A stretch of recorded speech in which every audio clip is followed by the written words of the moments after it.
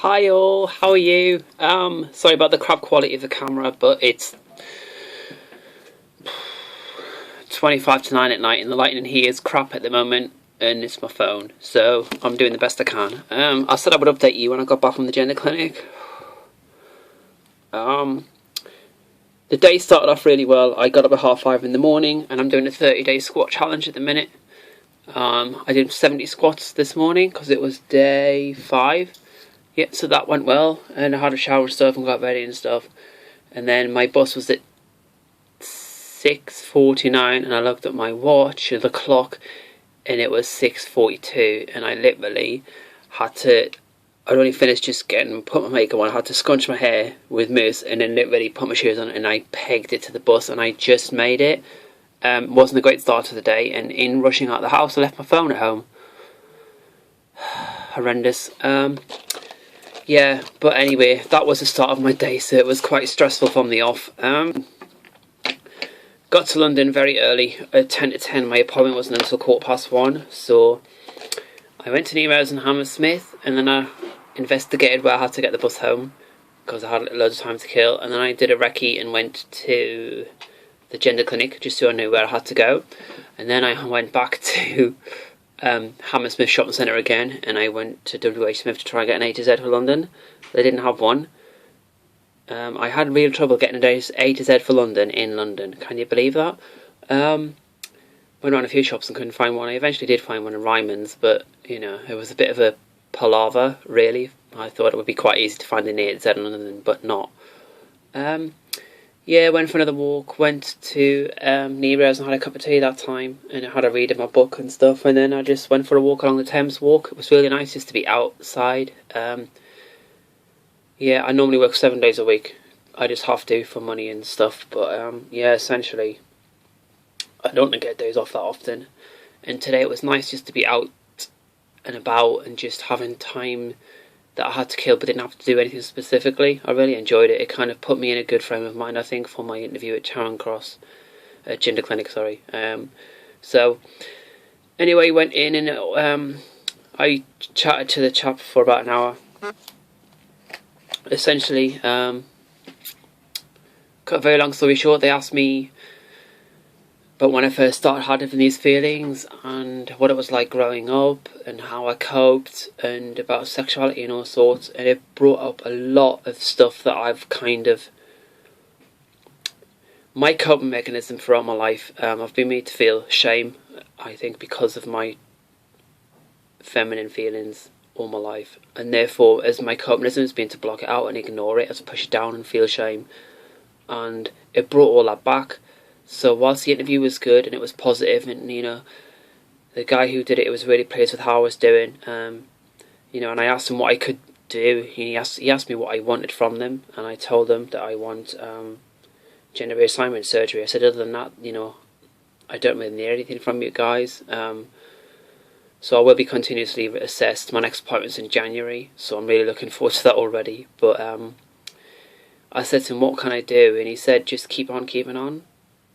Which is really cool, because it was you know, anyone who likes Northern Soul would know what that means, but it was, you know, it was nice of him to say, and he said, you're doing really well, and he was impressed with me, so that was nice. And then I had a physical examination, just a quick, you know, height, weight, blood pressure, which is all good, and I've had a blood test as well. The test my hormone level, so when I go back in January, they'll see what my levels of hormones are, and then hopefully they can adjust it if needs be to get better results for me.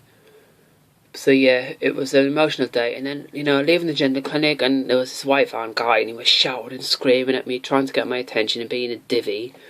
And I just thought, do you know what, bitch, you're on my turf. I didn't say anything, I just walked. It's the way I always do with these people. I ignore them because they want a reaction, but still, I was just like, oh. Yeah, and I thought today was the 5th anniversary of my dad's death. It was actually the 2nd. I've been advised by someone, but yeah. So it's been an emotional day, you know, bringing all that stuff up from the past. I found it, at the time I was, you know, happy because I was having the interview and stuff, but coming home and stuff and then having time to think about it, I found it really upsetting. I had to go for a walk earlier because I was crying. My housemate was in, and you know, it was really good to come back to someone. Hi babe, love you all. But yeah, I just needed to be on my own. You know, in my former life as a male, I was always quite angry.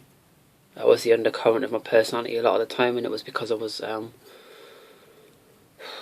pushing these feelings away and not living how I wanted to. And now that I am doing it, don't get me wrong, you've never met a happier, kinder, nicer person, because I am intrinsically happy. I'm living my dream.